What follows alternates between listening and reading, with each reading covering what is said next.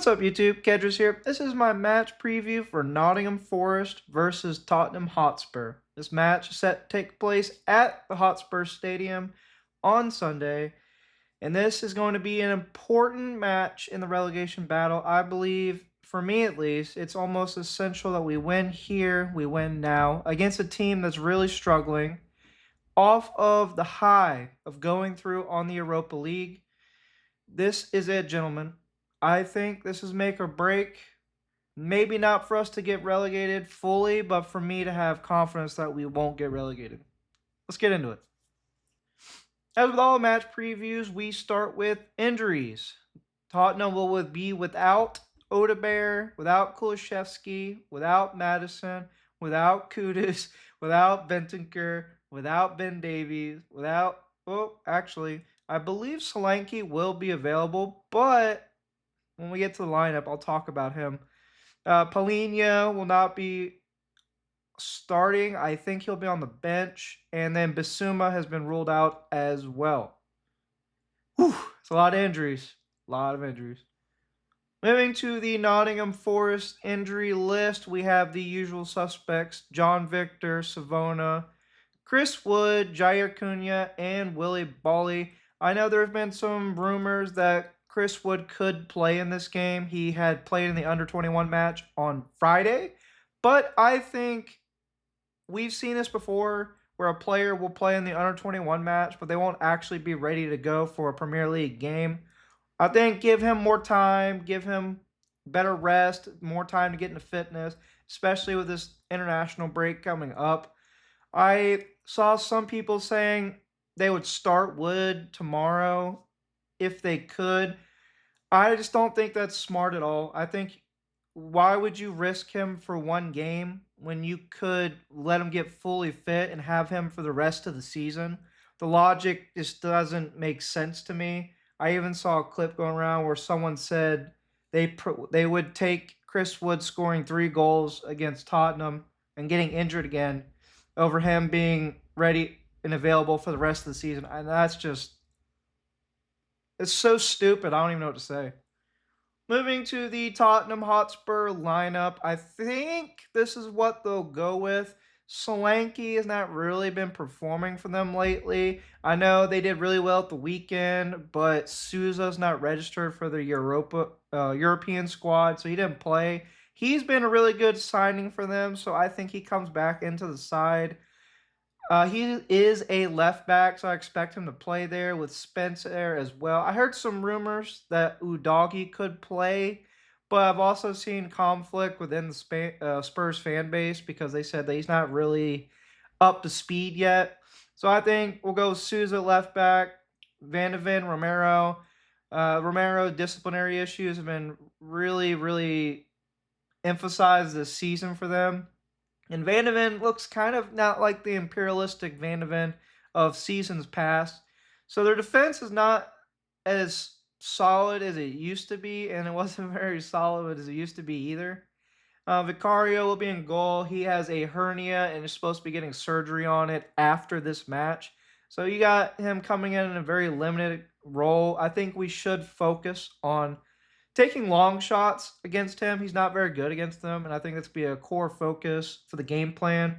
Pereira did say before the Europa League match that he has been planning for Tottenham all week, so we should be targeting the areas that they are weak at. Looking at the other rest of the lineup, Sarr, Gray, 2 young players in the middle. They're not really going to control the game that much, so I expect us to dominate possession. Porro's been kind of rekindled in his role and put back in the lineup as a right winger. Not asked to do as much defensively. Spence, defensively sound. Maybe not as good going forward anymore. But he's really good at putting in early crosses, and whoever's going to be that right back on the side, I think it's going to be, well, we'll get to it, but they have to be turned on and ready to clear any ball that comes in, because this Porro to tell is a serious threat for them. Simmons played really good at the week. I think he scored 2 goals. He looked really good coming in and playing that inverted 10 position. I don't expect him to do much. He's just He can get away with that in Europe because they're not as physical as in the Premier League. In the Premier League, the referees allow it more, and the league by itself is a lot more physical, a lot more bump to bump. And especially our team, we are very, very physical. So I don't think he'll get much joy. He's going to be riding high on confidence, though. So he's going to be a player to watch out for. But I mean, I'll get my score prediction. But anyways, Tell and Richarlison up top. Richarlison's in a rich vein of form, and he always seems to score against us for some reason. Um, Hopefully not this time. And then they have Tell up top, who did great in the midweek. He's been really good lately. But I don't know. I don't rate either one of these players, so we'll have to see the result of the match. But it's looking good, ladies and gentlemen. It's looking good. Moving to the Forest lineup. If you watched the Europa League match and you saw who was the substitutions, who stayed on, you kind of know already what the team is going to be. I do think we'll play a four-back system with hopefully Ortega in goal. Ortega just looks a cut above the rest right now. Actually, to be fair, Gunn doesn't even get a chance, so I don't know how he's doing really. But Sells has looked slow. I don't think that's entirely his fault. I think he's got a groin problem. But I do think it's going to be Ortega in goal. I do think it's going to be Murillo and Morato. Abbott, I saw people advocating for Abbott to play in the back, like in a back three. I just think he played 120 minutes.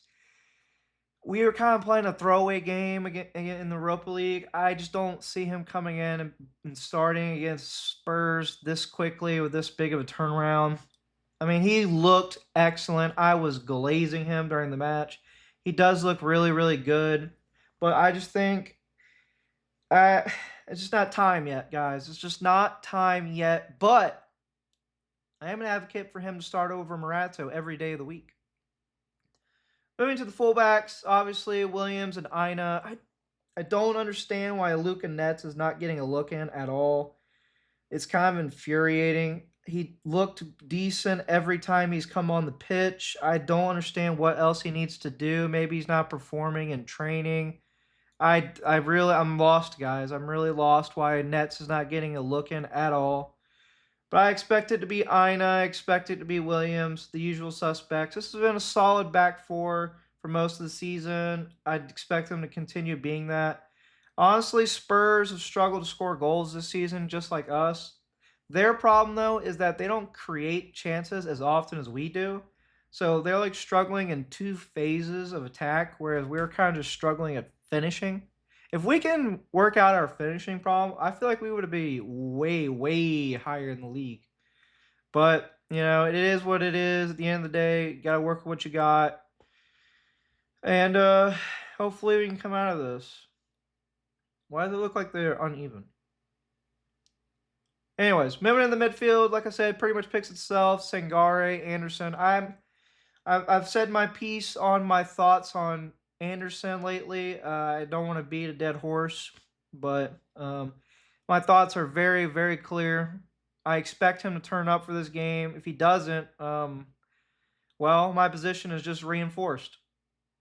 So he needs to step up. He needs to produce. He's got a good rest. He only played 45 minutes with multiple breaks. So you had like the 30 minutes he was on, and then he had a 5-minute break before extra time, 15 minutes of play, and then another 5-minute break before more extra time, and then a break before. Like he should not be tired. Anybody who played through extra time that wasn't in the first 90 should be good to go at this time. I think Gibbs White is the obvious pick as well. Now, this is where it gets spicy. I think, based on how we played and the amount of minutes that certain players got, I'm gonna say it's gonna be a 4-2-3-1. I'm not sure he's gonna do what I'm about to put out, but this is what I would like to see. I'd like to see Gibbs White on the right because his crossing is good, but more importantly, Vicario is susceptible to long shots, and that seems to be what Callum Hudson-Odoi likes to do. He didn't play at all in the Europa League. He should be fit and firing. He should be absolutely a monster in this game and should show up and show out. if he thinks anything of himself. This is where he needs to earn his bread.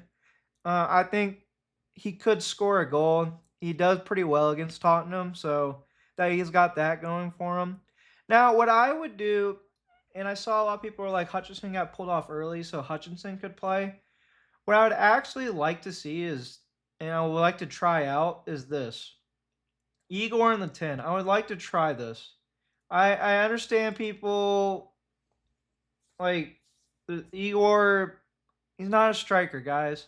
I want to see him in the 10, and I want to see Awani start. Like, Awani and Luke and Nets not getting minutes is like really starting to irritate me and piss me off. And I think with the performance that Luca put in at the midweek, I mean, it wasn't really dominating, but it was like, good enough. You got an okay sub at some point for either one of these, or you can move them around positionally. But this is what I would like to see. I want to see Awani start because he holds that high line. He has that pace. And I want to see Igor here because I know Igor is good on the ball, can pass, and he can score, and he can shoot long distance, which Iwani cannot do. I don't care what anybody says. Iwani, a long shot is not in his locker. So this is what I'd like to see. And this is what the lineup I would go with. It is the most rested lineup. It is the best defensively. I think it provides the most attacking flair, especially from outside the box. You have other players who could come on at any point. Dominguez, Yates put in a great performance. McAtee had a great performance. You got all these guys who all of a sudden are pushing for starting spots, could come off the bench and affect the game in a positive way. We got no reason to lose this, guys. We do. And if we go with this lineup, I think it could be spicy. So that matches up my match preview for Nottingham Forest versus Tottenham. I was looking at it and thinking about the score prediction, and I was looking at a couple things specifically. One, how they do defensively, how we do defensively, how they are scoring, how we are scoring. And I actually think it's going to be 3-1 to Forest. I think we take the cake 3-1. We are really, really good away from home, especially, and they are really, really bad at home, especially. I also think they'll get a late goal to equalize, or maybe they'll get like a goal really early, but then we'll kind of kick in a gear and we'll just dominate. I think we'll have most of the possession, and I think we'll create a lot of chances. And if we go with my lineup, I think some of our players can put these away, especially riding high after the Europa League win. And with the pushing of positions, starting positions, these players, I think, are going to find themselves with someone breathing down their neck and will feel the need to perform. But let me know what you think. Leave a like, comment, subscribe. And at the end of the day, guys, this is not the be-all, end-all for our season for relegation, but I think it is the most important game for swinging relegation, for us putting ourselves ahead, and especially with Cristiano Wadinho coming back, the man himself, the goal machine. We could be looking at a really, really good run of games at the end of this season. Come on, you Reds!